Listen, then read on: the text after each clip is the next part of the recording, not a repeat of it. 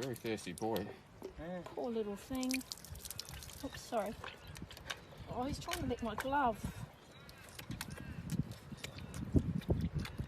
I've never seen anything like it. I haven't either. We've seen plenty of them.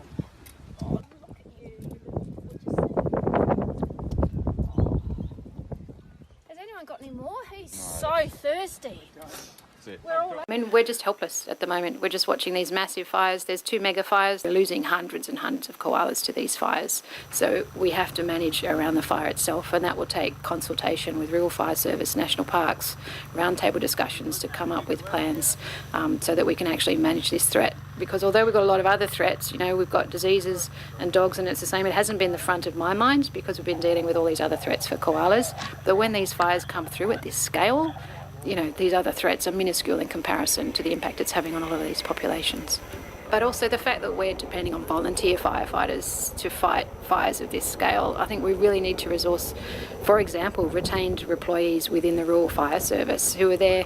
That comes back to the back, not just the back burning, but the prescribed burning. So we've got a shorter and shorter season where Rural Fire Service and parks can carry out prescribed burns to prevent fires of this scale. And so a lot of the time,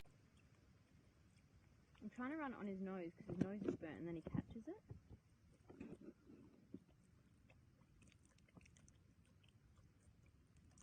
Where's the tongue?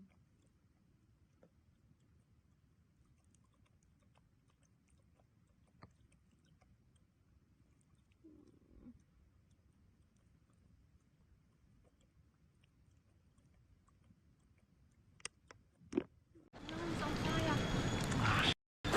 Can you move back?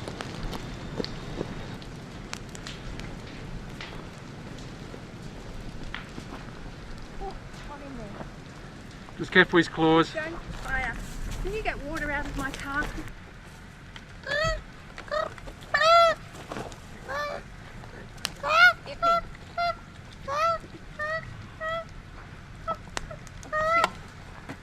you want to put him in the blanket and bring him out of the hot stuff? Just want to get this burn.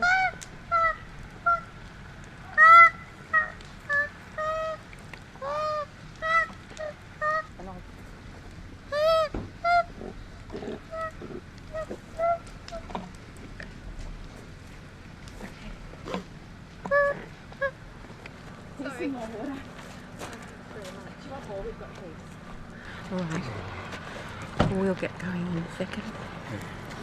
Okay. I'll tend to it.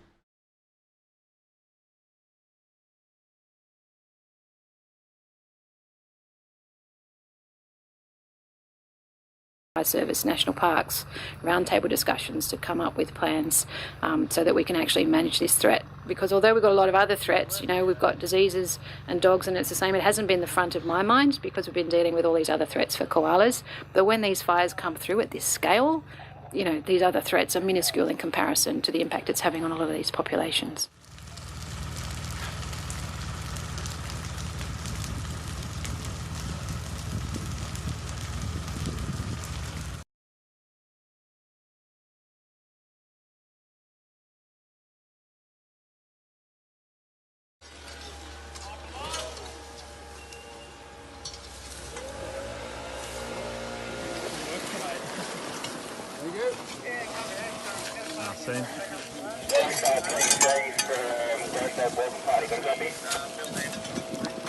Hold on, I'm not going to.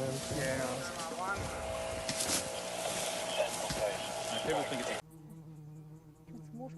Australian volunteers have struggled to save wild animals as bushfires rage in the country's southeast. Tracy Burgess has cared for a possum round the clock since it was scorched by fires outside Sydney. The animal was put on an IV drip before Burgess found a little surprise in its pouch. It took 2 of us to hold it down in order to have a look in the pouch, and once we got the pouch open, a tiny little hand came out with claws on it. So yeah, there's a pinky in there, very little baby unfurred possum. So she's a ferocious mother who has clearly done her best for Bub. Kangaroos have also been hard hit by the fires. The animals often try to find refuge. How old is that little baby? She's 440 grams, so she's a pouch baby. Wrapped in a knitted pouch, this tiny koala is something of a miracle baby. Her mother is dead, killed in the recent Australian bushfires. Weighing less than half a bag of sugar, baby Hayes was rescued by firefighters. She was very ill when she arrived. In fact, I didn't think that she'd probably survive. She's one of 25 koalas being cared for by volunteers Christine and Paul McLeod in their home in New South Wales. There's no way she can survive on her own. This is Sparky, who's from the Harrington fire. This room on the side of the house has been transformed into a critical care ward. Sparky's been here for around 2 weeks. What injuries did he have then on his paws, nose, singed fur, but he was on the edge of the park, so he was able to escape out into the green section. The fires burning here have been some of the biggest of the past week. 9 injured koalas have been brought in over the last few days alone, but some are so badly burned they're being transferred to clinics outside the fire zone. What makes a koala particularly at risk from these fires? Because other animals will run out of the fire zone. Koalas will go to the top of the tree. So if you've got a crown fire, you're going to have an incinerated koala. So I think we've got five little juveniles ready to go. And it's not just injured koalas being affected. This group was due to be released, but their habitat has been decimated. There's nowhere safe to go.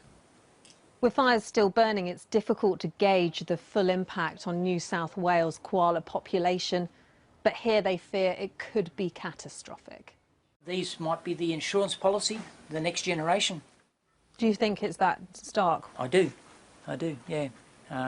They virtually could be the only ones left out of that whole population. It's feared at least 350 koalas have already died, and with more than 100 fires still burning, that number is likely to rise. Siobhan Robbins, Sky News, Australia. It's going to be a long road to recovery for these little burns victims. They're the first of many expected to be rescued from the Crestwood Drive fire south of Port Macquarie. Out of those 7, 4 have been reasonably badly burnt, so their fur has been singed. So instead of a lovely grey, it's a brown, and their little paws, 4 little paws, have all been blackened quite badly with burns. The fire has burnt through almost 3,000 hectares of critical koala habitat, where up to 350 koalas are thought to have died. And that's what we're fearing most, that a lot will have been basically charred alive. At the Port Macquarie Koala Hospital, the injured koalas have been given oxygen and fluids. Their burns have been treated and bandaged. Staff here are worried there could be many more animals out there yet to be found. Volunteer search and rescue teams will continue to scour the burnt bushland over the coming days in search of injured wildlife. While those koalas currently in care are expected to make a full recovery, it will be quite some time before they can be returned to the wild. There's not much in there for them, and there won't be for a long while. We'll keep them here, we'll keep feeding them, we call it room service every day, fresh leaves, till that habitat returns enough for us to take them back there. These precious survivors are getting the best possible treatment. They could play a vital role in the recovery of a crucial koala colony. Koalas, some with burned paws and singed fur, are being treated following a massive brush fire. The koalas were taken to an animal hospital after being rescued. Some of the animals are recovering and eating well, but officials said it could be months before they can return to the wild. Local resident Clint Wood spotted an injured koala sitting in the debris of a burnt tree. Oh, well, so far I just tried to give him a drink of water. He had a bit of a drink of water, and but he's not looking too well, really. They destroyed about 5,000 acres, mainly scrub.